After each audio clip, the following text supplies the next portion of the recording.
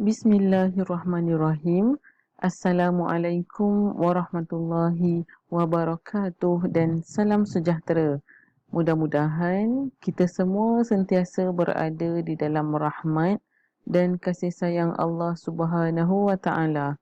Baiklah, saya akan menerangkan bagi mata pelajaran Tafsir Al-Quran dan Hadis tahun 6, iaitu ianya merupakan pelajaran yang ke-6 di bawah tajuk Larangan Pertanyaan yang Melampau.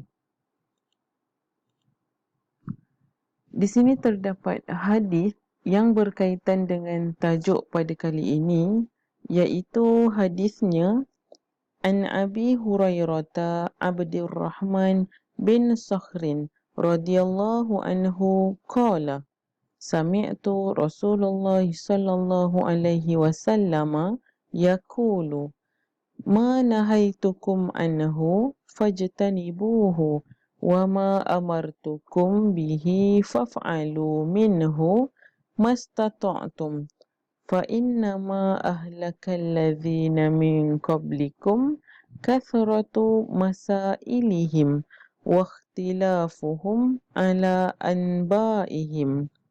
Terjemahannya bermaksud daripada Abu Hurairah, iaitu Abdurrahman bin Sahar radhiyallahu anhu berkata, saya pernah mendengar Rasulullah sallallahu alaihi wasallam bersabda, apa yang saya tegah ke atas kamu, jangan kamu lakukannya. Apa yang saya perintahkan, laksanakan sesuatu dengan kemampuan kamu. Orang terdahulu daripada kamu binasa disebabkan mereka banyak mempersoalkan, iaitu tentang tegahan dan perintah, dan bertentangan pendapat dengan nabi-nabi mereka. Baiklah, makna perkataan berdasarkan hadis yang telah kita baca tadi, iaitu yang pertama, ma nahaitukum anhu. Ianya membawa maksud apa yang saya tegah ke atas kamu. Seterusnya, fajtanibuhu. Jangan kamu lakukannya. Seterusnya, wama amartukum bihi. Ianya membawa maksud apa yang saya perintahkan. Kemudian, faf'alu minhu mastata'tum. Bermaksud, laksanakan sesuatu dengan kemampuan kamu. Seterusnya, fa innama ahlaka. Bermaksud, maka binasalah. Seterusnya, allazina min qablikum, iaitu orang yang terdahulu daripada kamu. Seterusnya, kathratu masailihim. Bermaksud, banyak mempersoalkan tegahan dan perintah. Kemudian, wakhtilafuhum bermaksud dan bertentangan pendapat mereka. Terakhir, ala anbiyaihim, iaitu membawa maksud dengan nabi mereka. Seterusnya, berkaitan hadis terkemuka, iaitu hadis yang biasanya dirujuk dalam banyak perkara, terdapat 6. Kita tengok yang pertama, ianya adalah Sahihul Bukhari. Kedua, Sahihul Muslim. Ketiga, Sunan An-Nasa'i.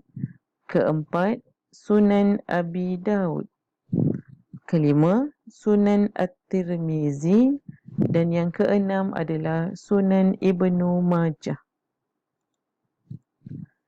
Baiklah, seterusnya adalah berkaitan huraian hadis yang berkaitan dengan tajuk pada kali ini, iaitu larangan pertanyaan yang melampau.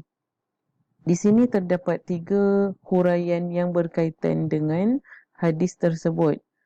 Kita lihat yang pertama adalah menghuraikan tentang kepatuhan seseorang hamba Allah dalam melaksanakan suruhan Allah dan larangannya, Ianya membawa maksud hadis tersebut ianya berkait rapat tentang maksud ataupun menerangkan tentang kepatuhan kita sebagai seorang hamba Allah, iaitu dalam melaksanakan apa sahaja suruhan dan perintah Allah serta apa yang telah Allah larang. Huraian yang kedua adalah menjadi dasar pengambilan hukum syarak berkaitan nas pensyariatan hukum. Dan yang ketiga adalah Nabi Muhammad sallallahu alaihi wasallam mengingatkan tentang kewajipan yang ditentukan oleh Allah wajib diterima tanpa menimbulkan persoalan. Ianya membawa maksud Nabi Muhammad sallallahu alaihi wasallam ini telah mengingatkan kita tentang apa sahaja kewajipan yang telah ditentukan oleh Allah kepada kita, iaitu hamba Allah ini, agar kita wajib terima apa sahaja yang diperintahkan tanpa banyak bertanya. Seterusnya, tentang hukum taklifi di dalam Islam. Di sini terdapat 5 hukum taklifi yang telah ditetapkan oleh Islam. Baik, sumber rujukan kita selain daripada Al-Quran adalah hadis. Jadi, semua perkara mesti ada dalil. Kalau tidak ada dalil, kesahihan sesuatu perkara itu boleh dipertikaikan. Berkenaan tentang hukum taklifi ini, ianya adalah merupakan hukum hakam syarak yang dipertanggungjawabkan kepada kita, iaitu manusia sebagai hamba Allah. Jadi, kata para ulama, setiap apa sahaja pergerakan manusia, sama ada duduk, berdiri atau apa sahaja perbuatan yang kita lakukan, ianya tidak akan terlepas daripada 5 hukum taklifi ini.